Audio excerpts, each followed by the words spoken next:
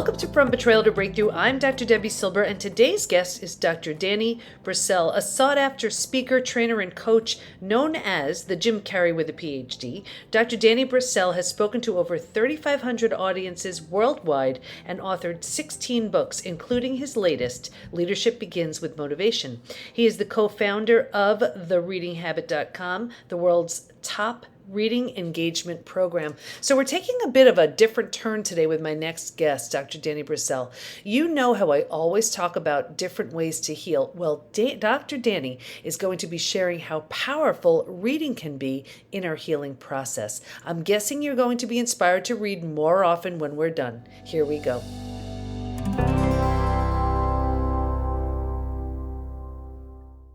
Okay, everybody, we're with Dr. Danny Brassell today, and a bit of a left turn we're taking because, of course, From Betrayal to Breakthrough, we talk about betrayal and tips and tools and strategies to heal physically, mentally, emotionally, psychologically, and spiritually. But did you ever consider, because I'm always recommending different books and different resources, that reading and learning may be one of the most effective ways to change how we think, how we feel, how we live. Well, for more about that, I brought in the expert. So welcome, Danny. Thank you so much for having me, Debbie, and thanks for all that you do for your audience. Thank you so much. So let's get started. And those of you're really missing out if you're just listening, because I'm looking and there's the most beautiful bookcase behind Danny. And I'm looking like I have, that one looks familiar and that one looks really good. I want to get that. Let's just start with books. What's the reason why a book may be an effective strategy to help us heal? Well, it's ironic, Debbie, because I grew up hating reading. I mean, my father was a librarian, and I always hated the public library. It always smelled funny. The furniture was uncomfortable. There was always some elderly lady telling me to be quiet. There's always a freaky homeless guy who thinks he's a vampire hanging out at the library. I hated it. And it wasn't until I started teaching in the inner city where I realized that a lot of my students didn't have a lot of the advantages that I had growing up. And I pointed the finger at myself and said, shame on me. I mean, I was blessed. I had both of my parents, we were lower middle class, but we always had something to eat. We had plenty of things in our house to read. And my parents read to us and in front of us all the time. And I realized I wanted to spread that joy with other people. And now I absolutely love it. I'm an avid reader. I had read a great book on Teddy Roosevelt that said that he had read over 20,000 books by the time he was 30 years old. So when I was teaching my little ones, I said, we got to read a lot of books now. So I always tell people I read 10 books a day now. Many of them are scratch and snip and pop up, but I do read 10 books a day. And you and I were chatting earlier, and I deal with there's a lot of people hurting out there. And what I love about books is books show that you are not alone, that everybody, even the successful people, they had a big mess at some point in their life. And there's a book written for anybody about anything. And that's what books do. They're a passport to the world without leaving your own apartment. I mean, the greatest travesty the pandemic produced for me was not being able to go to the public library. So Amazon got a lot of my money, but that's what I need to do. I need to be reading all the time to feed my soul. You're in San Diego. One of my favorite authors, which I hope all of your audience is reading, is Louise Hay. I'll read anything that Louise ever wrote. There's a lot of great positive leaders out there that when you're feeling all alone, a great book can really do a lot for your attitude and your self-esteem. 100%. And I'm thinking back as you're saying it, I'm saying, I don't read 10 books a day, certainly, but I do go through a tremendous amount of books. And I remember the one book that changed my life, and it was Conversations with God, book 1, Neale Donald Walsch. And I remember, because I always gave myself this gift of just because you don't understand it doesn't mean it's not true. And that has gotten me to learn things, to be open-minded enough to learn things I never, ever would have considered. And it's truly been such an amazing gift. So can you think of a book? Now, you have a lot more to choose from because you've been reading a lot longer than, more than I have. Is there a book that you can say, that's the one that did it? Well, I won't use me as an example because I know most of your audience are women, and this is actually fascinating. So I've gone around the world, spoken over 3,000 audiences, trained a lot of parents how to get their kids excited about reading. And one of the questions I always ask the audience is, well, what was your favorite book growing up? And so I have a lot of moms in the audience. And there's only one book that no matter where I am, anywhere on the planet, is always mentioned. And that book is Are You There, God? It's Me, Margaret by Judy Oh, Blume. And what I love about that is I want your audience to understand is just because you're an adult doesn't mean you need to just give yourself an adult only diet. I've always found a lot of the best wisdom is in children's literature. My wife was not a reader, and I was able to make her into a reader because I gave her Harry Potter. I said, you got to read this. J.K. Rowling is just a magician. I don't know how she does it, but on every page, I find myself giggling and curious. And, it's interesting watching my wife because I have a wife and I have 3 kids. And so that means I have to read whatever I'm reading, but I have 3 different books with my children and I have a different book with my wife. So for example, my wife is a huge Diana Gabaldon fan. So I have to read all of the Outlander books and be able to keep up with her on that. My youngest daughter, we're reading Around the World in 80 Days by Jules Verne because she's interested in travel. My son, we're reading The Killer Angels by Michael Sharaa, which is about the Battle of Gettysburg in the Civil War. And then my oldest daughter, we just finished this series of books, which has been made into a movie series. But the book we're reading right now is one of my favorite books, which I'm sure your audience is familiar with, is To Kill a Mockingbird by Harper Lee. It's just such an extraordinary book. But that's what I always tell people is sometimes you have to match yourself with an author. Sometimes you have to match yourself with a theme. Women tend to prefer women authors. And so I have one of the top. No, I'm not sure that's true. I mean, my number 1 book was that Neil Donald Walsh book. You know, what's interesting, so interesting about what you just said, that you're reading these books with your children and your wife. Now, I have 4 kids and a husband, and it's interesting because I can see discussing a book with them, maybe something that they're reading or something that I'm reading. But I mean, this, I'm really thinking about it. I don't think I've ever read a book with them where we're, reading the same thing and talking about it. What's that done for your relationship with them? I imagine it's such a beautiful way. It's precious. I mean, you're sharing an experience. There's research on this. Harvard's done a study. I always tell people whenever I cite research, I always say Harvard did the study. It sounds much more legitimate that way. Mm-hmm. But there's tons of research out there that shows if you were to buy a Ferrari today and take the worst trip of your life, 10 years from now, you won't remember anything about the Ferrari, but you'll have all these fond memories about the worst trip in your life. Experiences are what we should be investing in all the time. And I tell a story. Years ago, my family, we went to Hawaii, and my youngest daughter, Samantha, she asked me if I would watch the sunrise the next morning with her. And I said, sure. Not knowing, this is important for your entire audience to understand, the sun rises really early in Hawaii. So yes, I had to get up at 5:30. Yeah, the alarm was ringing. All I wanted to do was hit the snooze button, but I had made a promise to Samantha, so I got up. We went to the beach. Debbie, we saw the most beautiful sunrise I've ever seen in my life. And for the next 2 hours, she and I just giggled about books we had read and told jokes and had shared stories. I mean, she's older now. And I always tell people, this I know, there's times in life when all of us want to hit the snooze button, but the people that are rewarded are the people that take action, And so I'm not going to let any of all this noise in the world get in the way of my relationship with my kids. I have to create specific experiences with all of them. To me, reading a book with one of my kids is like having a date. It's a date night. And my wife had given me one of the greatest compliments ever. She said, "Thank you, Danny. Our kids love to read because of you." And that's, I used to run a nonprofit called Real Dads Read. And I used to always challenge the dads in the audience, and I created the organization because it drives me nuts. One of the predictors of how well a kid's going to do in college is the highest level of degree the mother has in education, which drives me nuts. It shows me how useless dads are. And so I used to challenge fathers. I'm like, "Hey, Dad, you want to know why your kid likes football so much? It's because that's the only time you spend with them. If you spent your time reading with them, they'd want to be a reader." Because my pastor says it best. He says, "Parents, you have the greatest home field advantage in the history of the planet. You could be the worst parent ever, and your kid doesn't know it. Yeah. To them, you're mom or dad." Right. So that's the power. I would encourage everybody out there. Don't just do it with your kids. Do it with your friends. I mean, you don't have to create a formal book club. It's so much more interesting talking about books to me than talking about politics or negative things affecting the world. I want to hear about things that open up my imagination. And, you know, to tie it in with the show, because of course it's from betrayal to breakthrough, there are so many families that are just shattered with this, you know, the betrayal of a family member, partner, friend, coworker, self, all of it.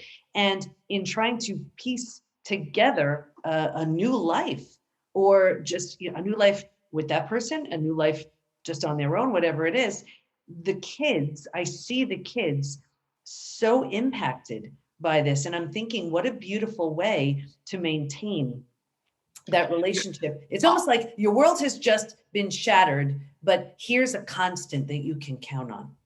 Debbie, here's something I've learned. I know you know this too, and I want your audience to listen carefully. We should be so pleased when bad things happen to us, because when we look at them in hindsight, I can tell you from my personal experience, the worst things that ever happened to me in hindsight were the best things ever to happen to me. And so here's a quick trick for your audience. One of the things I do is on my iPhone every single day, I have all these different quotes I'm trying to memorize. And so I have quotes from books, I have quotes from Shakespeare, and I have quotes from the Bible. There was one thing that I've been doing this all year long, is there's a piece of scripture from the Bible. And again, whatever your faith is, you can listen. I mean, I have a great quote in here from the Quran also, but from the Bible, every day at 1:23, I get an alert from my phone to read James 1:21 verses 2-3. And the verse goes, "Consider it pure joy, my brothers and sisters, whenever you face trials of many kinds, because you know that the testing of your faith produces perseverance." Yes. Brings a smile to my face every single day. I'm embracing all the tough things. I mean, and I've had it easy. I mean, you and I were talking about some of our little petty problems earlier. I'm like, those are first world problems. There's people out there who are really, really suffering. And that's what I love about your podcast. You're offering a voice to these people to listen to that, you know, with every mess, it can become a success. But I don't know any successful person who hasn't had a lot of bad things happen to them over the course of their life. Well, and that's 100%, because think about it. I mean, anybody that we're learning from, any thought leader, they're not teaching from this place of nothing's happened. They've been there. They're, you know, things, everything that they thought they were counting on, whatever it was, has been destroyed, shattered, whatever. And they've figured out a way through, over, around, through it. And they're teaching us how to do the same. And when it comes to even something like betrayal, I mean, this was the person, these were the people that gave us a sense of safety and security. So when this is the person, these are the people to shatter that very sense of safety and security. It's traumatizing, because that's safety and security. Think about, you know, the hierarchy of needs. That's the very bottom. That's the most basic, right? So when that gets shattered, there's work to do. But I feel like if we've been through anything, we owe it to ourselves and the world to share it. And I see that's where a tremendous amount of books are being written, because I mean, I know Trust Again, that's my story, and the research. Absolutely. It's all. Well, one of my favorite authors right now is Brené Brown, and she's done a huge service to society in that she encourages people to show their vulnerabilities. I mean, I work with a lot of people that are trying to improve their business through their public speaking, and they always ask me, what's my best public speaking tip? And the first thing I always tell people is, if you're speaking to an audience, the first thing you should share are your failures, not your successes, because not everybody in your audience has succeeded, but everybody's failed, and you're going to really show your humanity if you talk about those failures. I was so proud of you, Debbie. Impressed. You just mentioned the Maslow's social hierarchy of needs. That's one of the things. You know. So again, the teacher in me, I'm always trying to figure out ways to make things easier for people to remember. And so I'll give your audience. So there's 5 levels of in the hierarchy of needs. And the way I always train students to remember it is P.S. I love you. So the P is our most basic level, our physiological needs. S stands for our safety needs. The I want you to think of the I above the pyramid on the back of a dollar bill is our ultimate needs, our self-actualization needs. Love is for our love and belonging needs, and U stands for your esteem needs. So you remember the P.S. I love you. You can always remember the social hierarchy of needs. And I was trying to write that down. Can you just go through that one more time? I will. I put it in the show notes. P.S. I love you. Okay. P stands for our most basic needs. This is the bottom, physiological needs. So those are things like breathing and sleep and eating. S is our safety needs, feeling like we're in a safe environment. So this is why routines are so important. This is where habits come in for people. Now the I, we're going to skip a couple of levels. The I is the top of the pyramid. So think about the pyramid on the back of a dollar bill. There's an I looking at you. The I stands for your self-actualization needs. This is very few people get to this point. This is where it's no longer about you. It's about serving others. So it's like a I'm working on it. Yeah, I mean, this is what we should all aspire to be is, because I believe, and I've always taught this to my students, is you were put on this earth to serve the earth. What are you doing to make the earth a better place? Love, in PS, I love you, stands for your love and belonging needs. Everybody needs to feel like they're part of a team, part of a group. You've created a community through your podcast. And then you is your self-esteem needs, and that you always, all of us need to feel fulfillment in whatever it is that we're doing. I mean, I was working with a billionaire recently, and I asked him, well, what motivates you? And he said, the next $100 million. And I didn't say this to him, Debbie, but I thought that's very sad. All you're interested in is income, not impact. Yeah. And to me, you'll always live a hollow life if all you're following is the next $100 million. You should be, what could I do with $100 million for, this village in India, or, this environmental program? I mean, we're all put here. I think it's a test. This is our test. What are you going to do to make the world a better place? How do you make people remember your fingerprint that you put on the earth? And I want people singing positive songs about me long after I'm in the ground. Yeah, beautiful. And it's so true. When it's empty, the satisfaction from it is so fleeting. And I find, those who listen, watch the show, they know I've done 2 TEDx talks. And the first one was about just that, where we use food, drugs, alcohol, work, TV, keeping busy, reckless behavior to numb and avoid and distract ourselves, because there's this hole, there's this lack, there's this, it's just, we buy something and it feels great for a few minutes and we come back to ourselves. We have that drink, we come back to ourselves. And instead of getting to the root of it, we think all of the external things will take care of, the internal, but it's an internal job. So when you think of, let's talk about the impact. You're at the end of the road, many, many, many years from now. What's the plan based on what you're creating now? What would you love to see?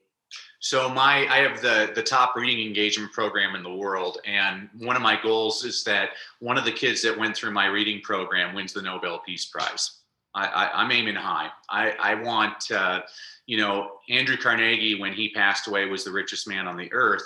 And they found a card in his desk, and the card said it had 2 goals for his life. He wanted to spend the first half of his life accumulating the greatest pile of money ever seen to humanity. And then the second half of his life, he was going to give it all away. Mm-hmm. And one of the things I loved about Carnegie was he donated over 2,000 public libraries across the United States. One of my passions is making sure kids everywhere have access to all kinds of positive reading materials. That would be what I would want my impact to be, is that a lot of people not just became readers, but became leaders that made the world a little bit better place.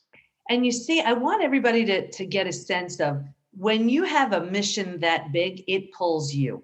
It pulls you. You don't have to drag yourself out of bed in the morning. The passion, the purpose, the mission is so big. Like for me, we have the PBT, Post-Betrayal Transformation Institute. And my vision and mission is, as we look to, let's say, AA for an alcohol problem, we just know the PBT Institute is for a betrayal problem, period, end of story.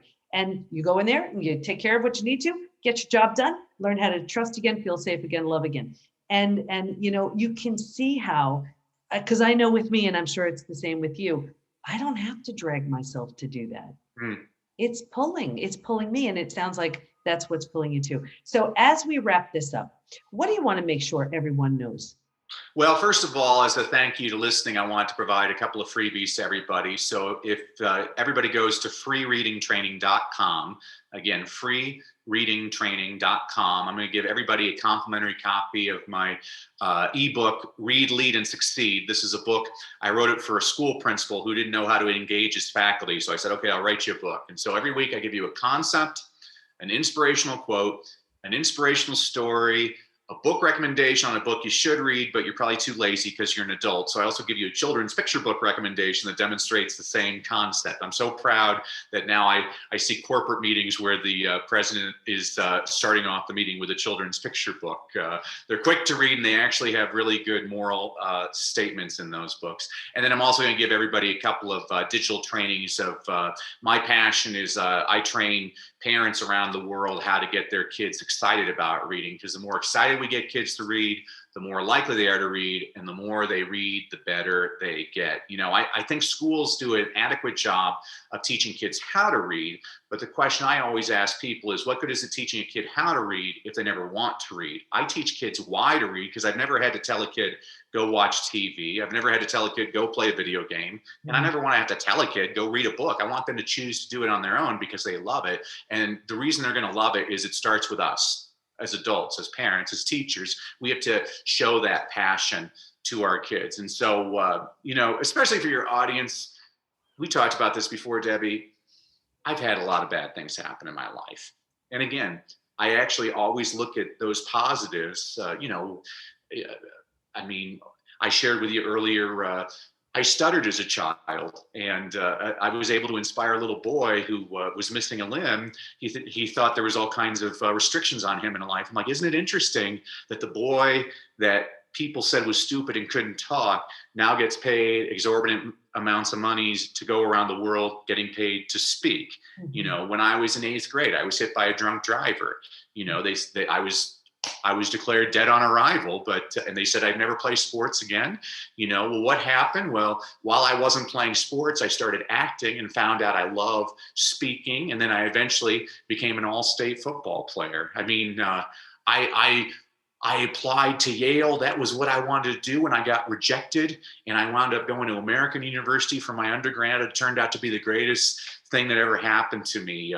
I proposed to a woman and she said no. And I fled to South America, depressed, backpacking. I got mugged. I caught malaria. And as I was miserable, feeling sorry for myself, I was on the Amazon River one day and saw the sun rise. And it was God talking to me. And I said, you know what? What am I griping about? I'm in South America traveling. I've got a beautiful family. I've got wonderful friends. I'm breathing. Shame on me. This is a common theme with me, is every time I think I know something, I love the quote by John Wooden, the basketball coach. He said, it's the things we learn after we know it all that matter the most. And that's probably a good quote to leave everybody with. Yeah, that's beautiful. Isn't it true? It's not like these things aren't going to happen. Who are we as it's happening, and who do we become as a result? I think that's really what's the most important part here. So, Danny, I want to thank you so much for your wisdom, for your insight, for sharing your time with us. I know my listeners and viewers have gotten so much out of what you shared today. Thank you. Thanks for letting you do, Debbie. God bless.